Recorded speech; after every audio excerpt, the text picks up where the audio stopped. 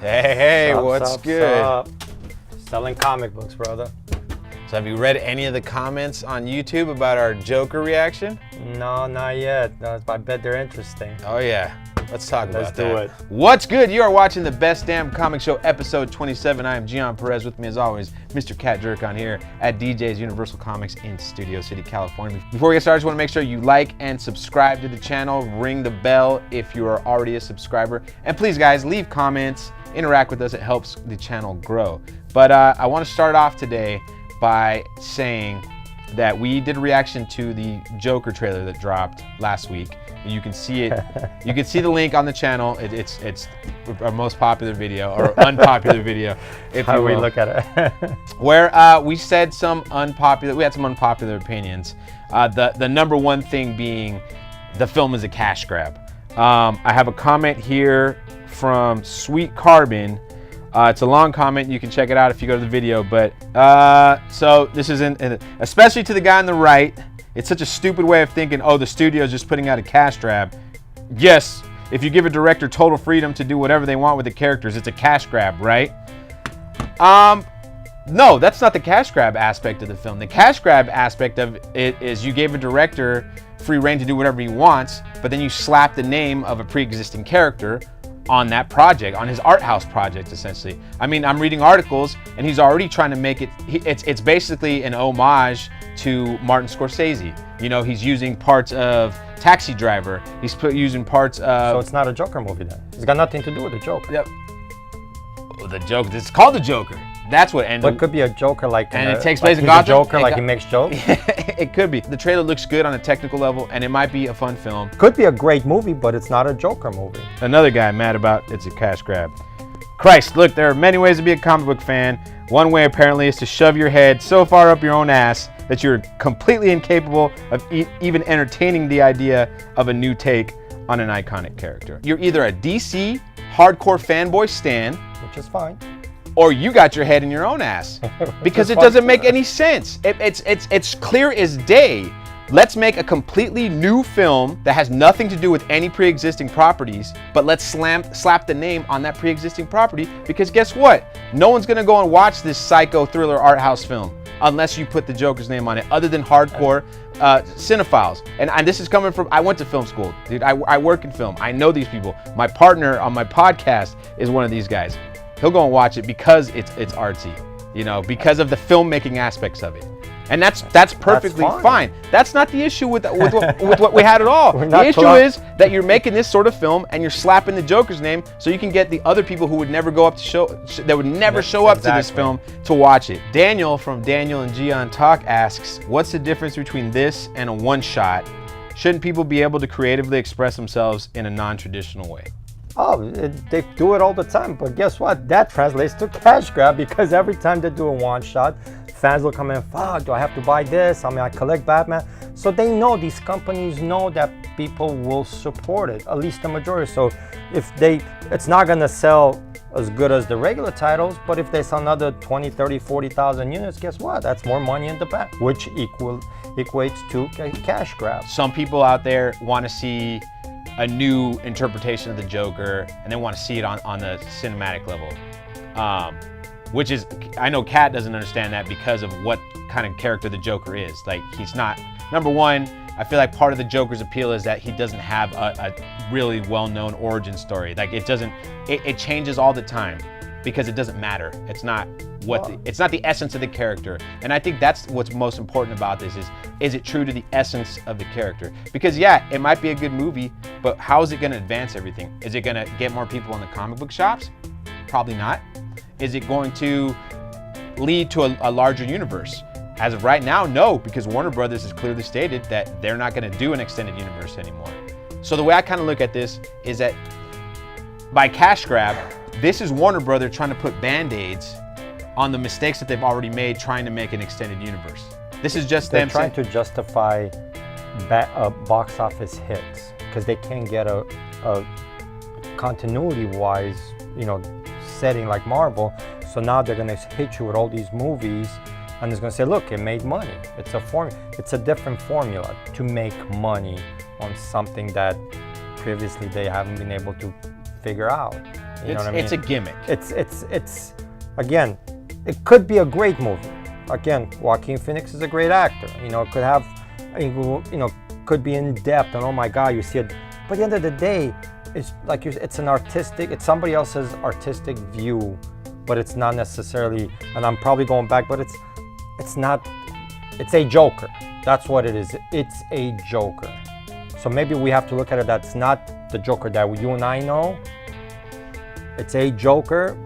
And that's probably the selling point. But it's also, and the problem with it is he could tell you he's been doing this for 30 plus years now. Yeah. The Joker's never had his own title because villains don't work. They don't. You can't. Anti-heroes work. Punisher works.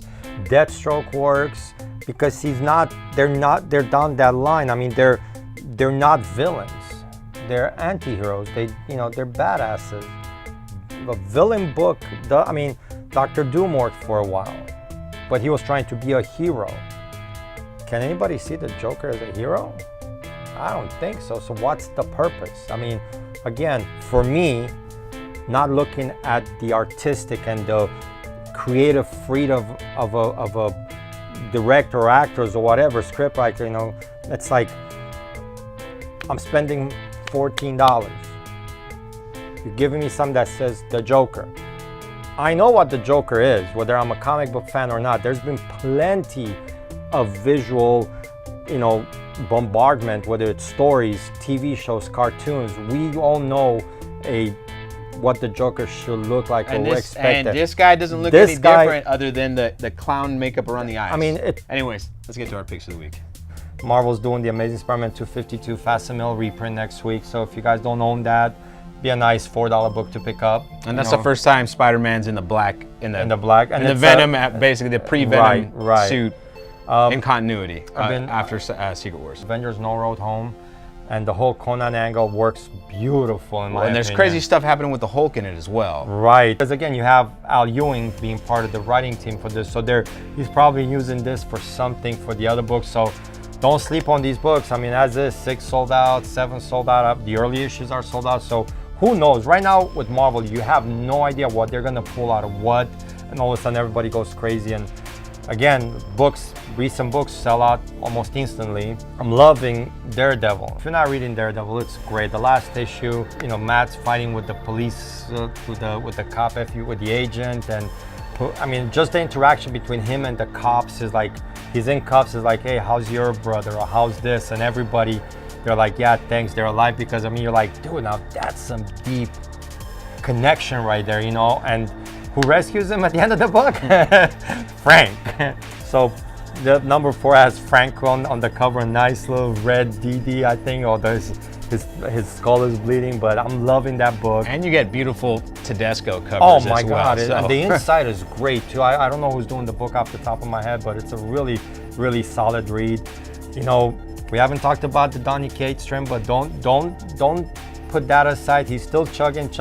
I feel like something big is gonna happen soon between, Venom, Carnage, and then, I'm loving his Guardians. It's been pretty solid, and I know he's got something working in there. I don't know exactly what, but something's gonna come, and people are gonna get caught short-handed on that book. Old Man Quill. I love Ethan Sachs. He's been doing these Old Man books. And Old Man Quill is at first I was like, really? But it works. And it's got great art. I think Chichetto's doing the art in there. Yeah. And it's like, you can't go wrong with those two guys with that book. Old Man Hawkeye was great. We got Thor, and then we got War of the Realms and War of the Realms Punisher. They're all tied ins, and I know it seems like a lot because there's a lot, and it's a universe encompassing storyline. It's one of those things where it's a cash grab. To paraphrase your terminology with the Joker trailer, it's a cash grab, but it's part of the whole, and the story's not bad. You got number 2, you got Thor, it's Jason Aaron, and he hasn't let me down yet, you know what I mean? And War of Realms Punisher, you got Frank probably gonna go crazy on all these, all elves, orcs, ice monsters, whatever. Who doesn't want to see that? You know what I mean? Who doesn't want to see Frank kill? Crazy, right? We love it when he kills different species. He's going after after criminals. After Zemo and Punisher. Now he's going after just monsters, you know. Space elves. Loving Uncanny X-Men. You know, it's a pretty solid book as of last issue.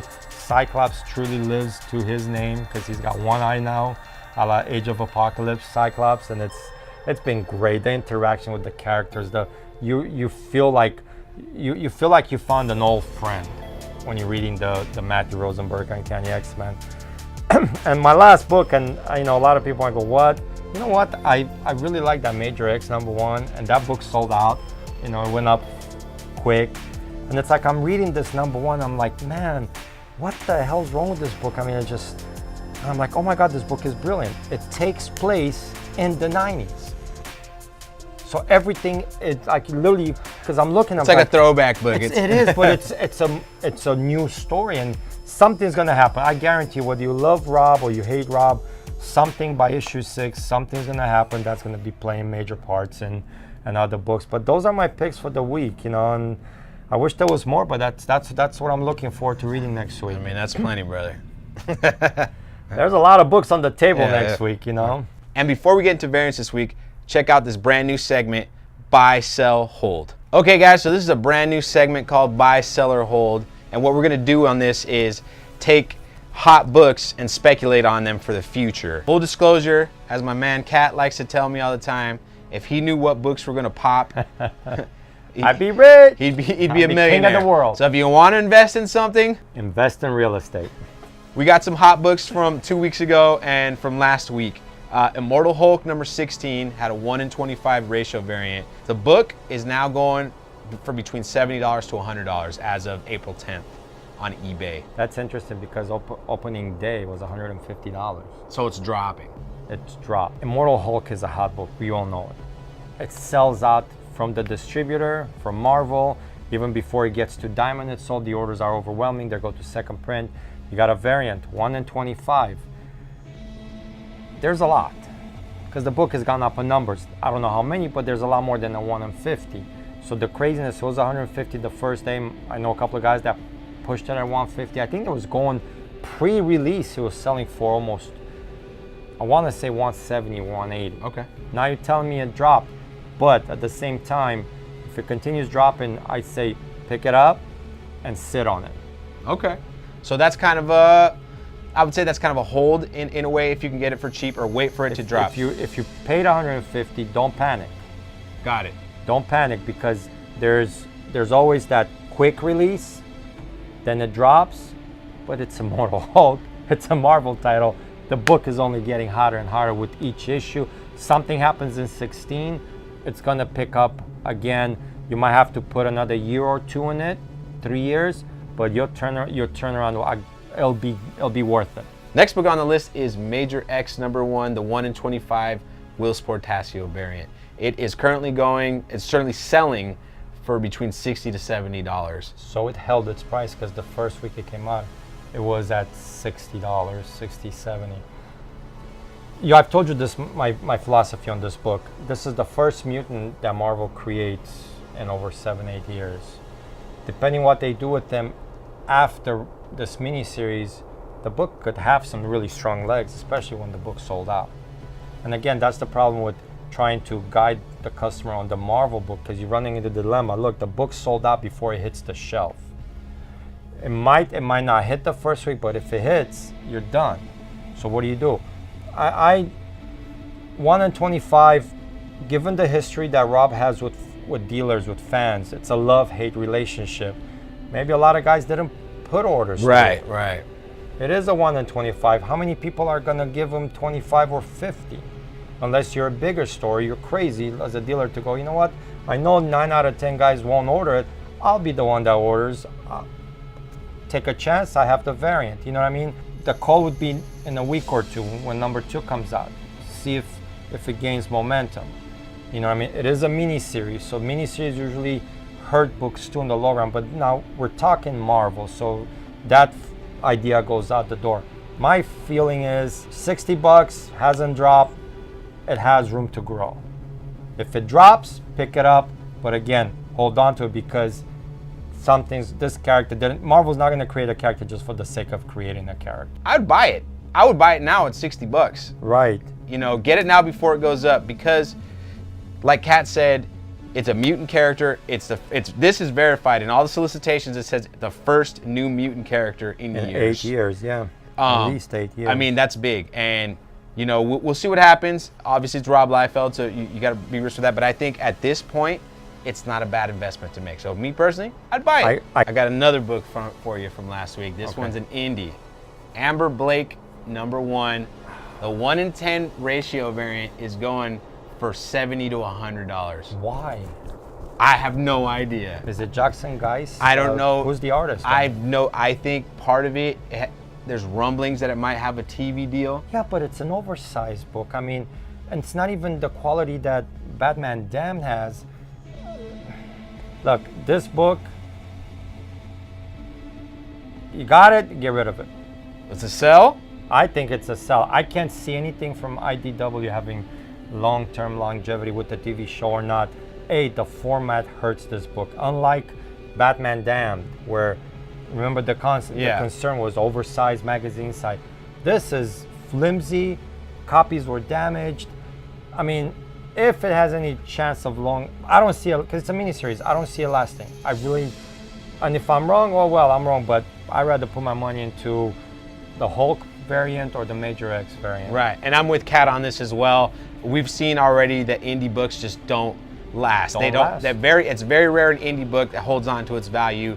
I don't know what the gimmick is with this book, but if you got it for cheap, get your money now, because I just don't. I see this book in a year being graded. Yeah, where you make money on it and then sell it. You know, you can do that. Hopefully you get us 9.8. Right, exactly. But it's IDW, like Image books. If any indie book's going to have long-term returns, it's going to be an Image book, and even most Image books don't really do well on the secondary market. So a total sell for me. But if you got a copy, you know, good job. Hopefully you didn't overpay for it, and make your money. Flip it. All right. Last one. Book actually came out today, the day of this of the filming. Which one? It's the 1 in 50 Web of Venom Carnage, Cult of Carnage #1 Delato variant. Dude, it's beautiful. See, I'm hoarding that one. That's gonna come out in 5-6 years when it's $1,000.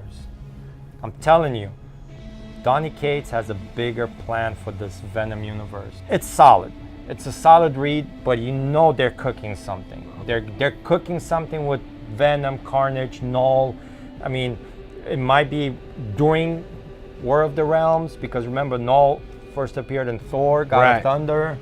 So who knows? But what's that book on right now? It's $60 to $75. So a nice little, 10-15% over ratio.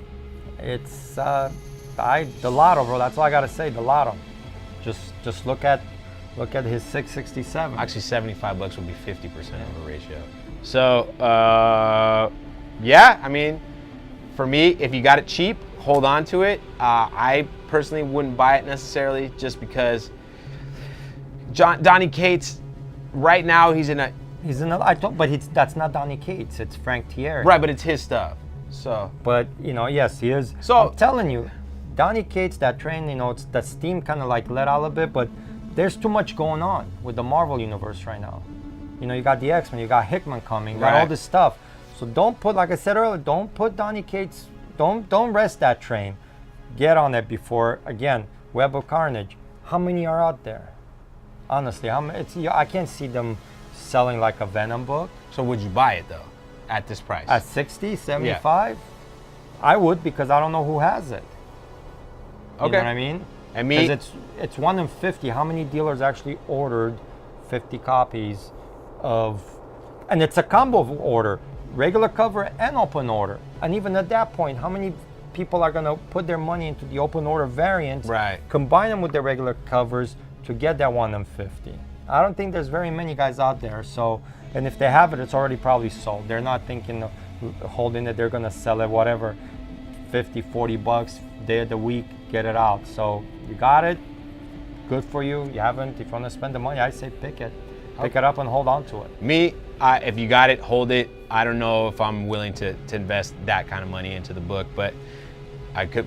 Cat could be right. 3 Marvel Legends figures, okay? All right. 3 Marvel Legends figures. Don't buy Marvel Legends, just buy this book. The turn, These new waves that just came out are so dope, man. I just got the Avengers with the Thanos wave. But I'm telling you, it's Delato. It's Carnage. Something's cooking. I feel it. It's a keeper. Now, I wouldn't flip it. I wouldn't flip it right away. I'd hold on to it. All right. Well, that's going to do it for this segment. Let's talk some variants. Let's do that. Aquaman 47, to be honest with you, not the hugest fan of this cover, but it's Joshua Middleton. He hasn't done one in a while. Huh? He hasn't done one in a while. And this, you know, his covers have been doing pretty good. It's an Aquaman cover, though, so be wary of that. Teen Titans number 29, Miko Suwayan variant cover. I think this is, he put a cover out 2 or 3 weeks ago. This is a new guy for me. I don't know if you heard of him before. I mean, he's new also, but I saw his cover. Like, he's done a couple of covers. Yeah, he's done before. a cover recently in the past couple months. Right. So I like it. It's a good governance, a continuation of the Terminus story with Deathstroke. So something to look forward to, and it's cover price. I don't really see any immediate movement on those books, but something to look out for. Major X number 2, got a Phil Noto ratio variant. I don't know if it's 1 in 25 or 1 in 50, but it's a beautiful cover, hot character. So if you can get it for under ratio, pick it up. War of the Realms Punisher number 1, Mark Teixeira. I haven't seen that name in years. So I'm assuming it's a 1 in 50 ratio variant, and I don't think that the print runs on these are going to be big because it's the tie-ins, and the tie-ins always hurt. Exactly. So it's going to be a tiny print run, but the cover's beautiful. It's got one of the hottest characters around right now, Cosmic Ghost Rider, on the cover. So oh shoot, we're gonna get one of those 90s Danny Ketch covers with that. Cool. So I wonder if I'm getting that. Look out for that, guys. That book, that's actually my pick of the week for variants. If you can find it for a good price, Teixeira on Ghost Rider, hell yeah. Definitely. I'm all in. And then finally, Angel number 0 by Boom Comics. It's a Virgin cover. I think it's a store, like 1 per store. I'm not sure exactly what the deal behind it is, but it's already sold out at Midtown. Angel's a popular character from the Buffy series. You know, Buffy, I wouldn't say it's a hot seller, right? I always felt with Angel that he was Buffy's Batman. Okay.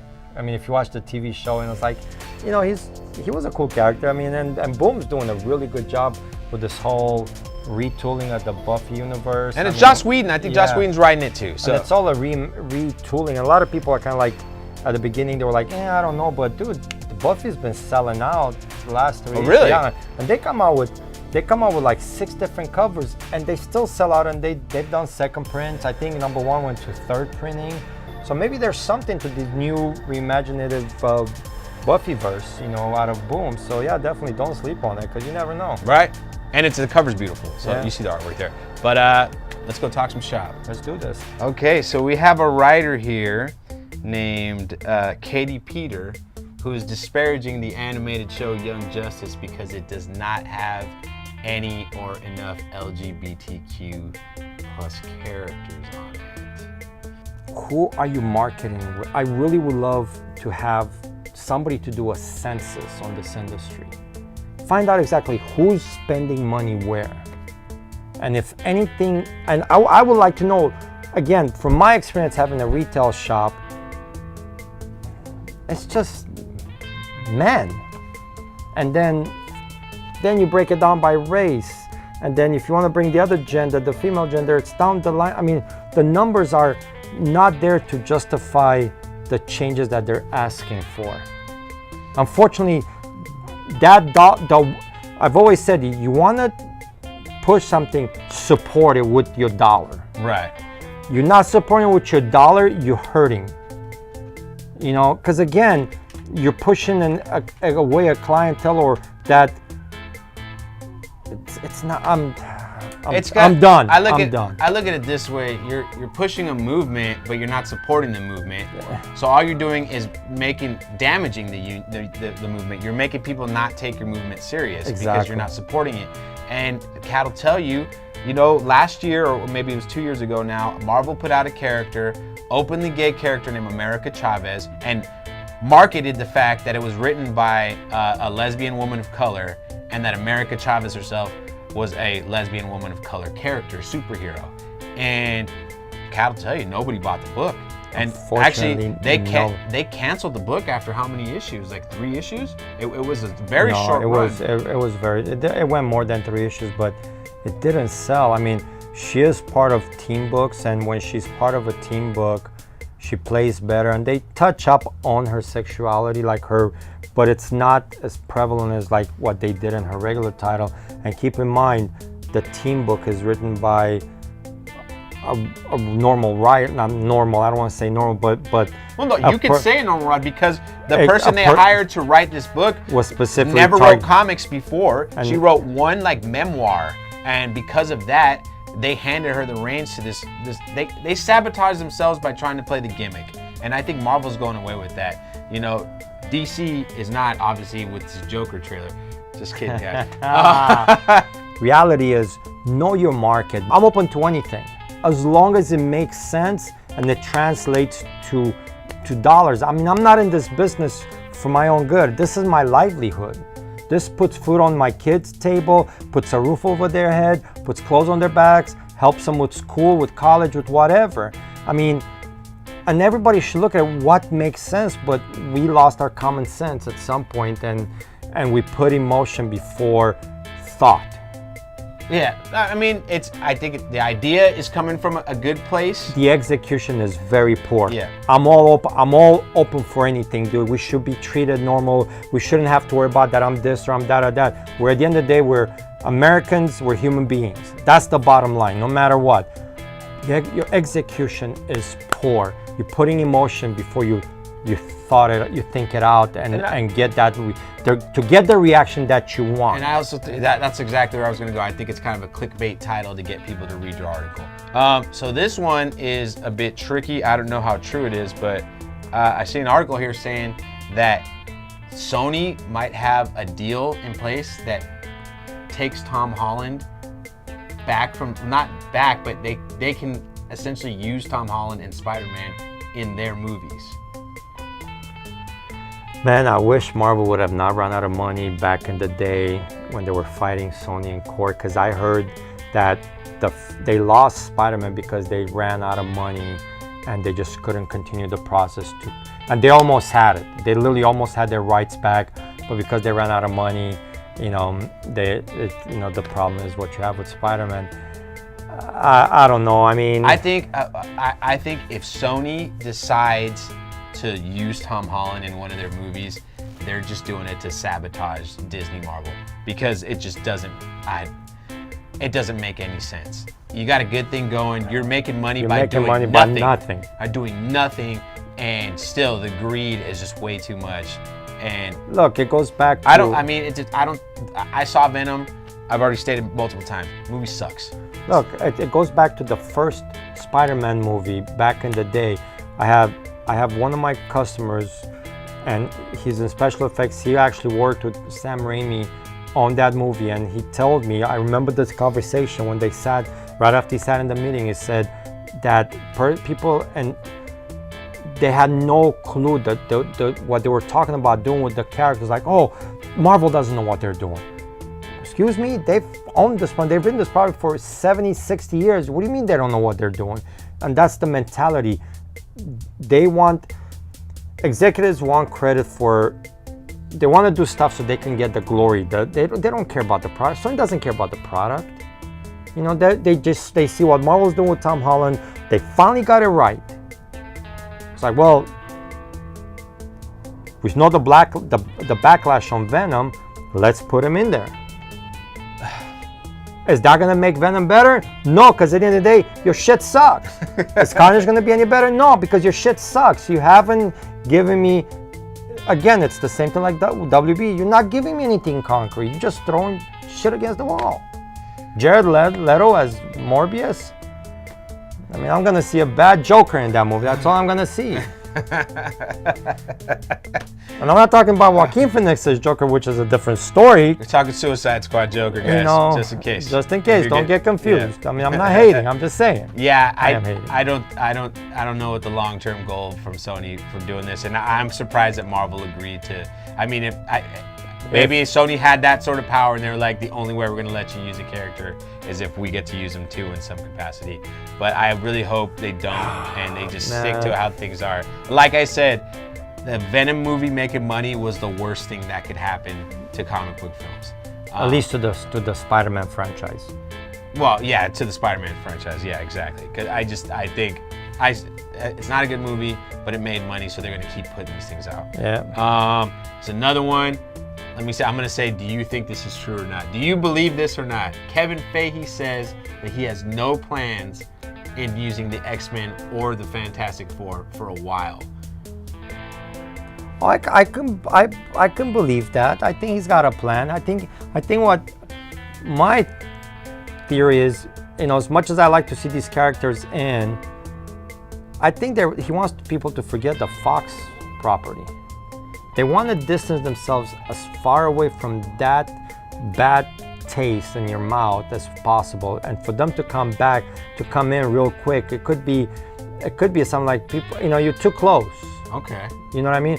So let them simmer. So they're keeping Ryan Reynolds. You might see Deadpool thrown in here and there. You know what I mean? Just to keep that. But I think they're gonna work, and I think a lot of the introduction of these characters is going to be based on, because he did announce that a lot of their movies are going to be set in the past. Okay. So a la Captain Marvel, a la Captain America. Right. So you might see something in the past where there's Fantastic Four, there's X-Men, to kind of bridge in, to bring it up to current continuity. So what is the rumor, that Kang is the next villain? No, for the Marvel MCU? I know that the next phase was already announced before that Fox deal was finished. Right, but the villain is Kang, right? I don't know. I've heard that Kang might, and I'm speculation, but if that's the case, there's your perfect timeline guy. Right, because he's a time traveler. And you know what? He's a Fantastic Four villain. Right. So there's so many possibilities at this point, and I don't see why he would rush into doing it just to. They got so much of. Well, the counter to that would be, Spider-Man came out of nowhere. Like, there wasn't supposed to be. But then they needed Spider-Man for Civil War. But what I'm saying was, when they announced that last phase, Spider-Man wasn't in it, and then it was actually Inhumans, and then the thing happened with Inhumans, and then all of a sudden. That's when they went after Fox. So they're like, okay, we don't need Inhumans. Let's make an active bid on Fox. Right. Get this but stuff. Then Spider-Man movie came out of nowhere. Like, no one. When Spider-Man came out in Civil War, everyone was shocked. How do you feel? Some people have said this online, but the X-Men have pretty much always been their own thing, and every so often they cross into the rest of the Marvel continuity, but for the most part they've always been kind of contained in their own universe. So would it bother you if he decided to kind of have X-Men be their own thing and then have a couple characters here or there? No, because you look at the comic books, nowadays they're more involved with each other. Back in the day, 30, 40, 50 years ago, they all had, X-Men was their own universe in a way. They did the crossovers, but that was everything. Everything had its own way, and every so often they touched in, they met, but they went into their separate. It's just recently where the universe became more involved, and then you talk in 2000s when Bendis came in, they did the whole House of M. Always goes back to Bendis. And the stories have changed. You had New Avengers where Spider-Man was, Wolverine was in Avengers. They brought in a different perspective. So maybe, again, you lost individuality at that point. You lost the flavor of being X-Men, Avengers. Because all the time, well, everybody can be an X-Men. Everybody's a freaking Avenger, and it just reflects our society, So maybe he wants to go back to that individuality again. Maybe, whatever works. I'm all game. I know that properties are in good hands. I'm patient. There's plenty of other stuff they can throw at me. Fair enough. All right. So last article of this week, it looks like on the Disney Plus platform, whenever it launches, Hawkeye is going to get his own TV series starring Jeremy Renner. What do you think about that? Look, I like the guy. I think he's a good Hawkeye. I hope he does a lot more Hawkeye things, and it should, because you know what? He's not a power player. All he's got a bow and arrow. Right. You know what I mean? And how clever is that at times? You can only do so much with that. Old Man Hawkeye was great. You can do stories with him, but in a bigger picture, it doesn't last. You know what I mean? You can only tell so much, because the superhero aspect, he's not superhuman. Right. You know what I mean? So I'll be up with it. depending the plot of the story, the direction they taking them, I'm more game because I already like him as Hawkeye and, you know, clench up Legolas and all this other stuff. And he's good at pulling that bow and doing and looking and watching Avengers when he's shooting arrows like this. And it's like, I like him. He's great, you know. So I'm looking forward to it. All right. I want a solid story though. I want them to do Hawkeye things. Right. And they should be able to, because it doesn't require special effects to wear like an Iron Man or stuff like that. It's a bow and it's Robin Hood basically. I think if they treated the way the Netflix characters are treated, it would be right. fine. You know? I mean, look, like taking out like his villains should be more street level villains. Well, you know, was going back to that 70s miniseries or 80s where he's fighting the orb or whatever the guy. I mean, his villains are very eclectic. Right. You know, they're weird as things. You know what I mean? He does have the swordsman. He does have the crossfire. You know, but they're all within his power level. Right. And they're colorful enough that it actually can work. You know what I mean? Absolutely. Yeah, I'm all for it, definitely. Okay. Well, that's going to do it for us this week, guys. Thanks for watching. You know the drill. Smash that like button, leave comments, let us know what you think. Kat, take us away. Go to your comic book store. Last week I said you're waiting for your tax refund. I know you got your tax refund this week. Go spend some money on your comic books. Pick up those pull lists. Support print. Support your local comic book shop. See you guys next week.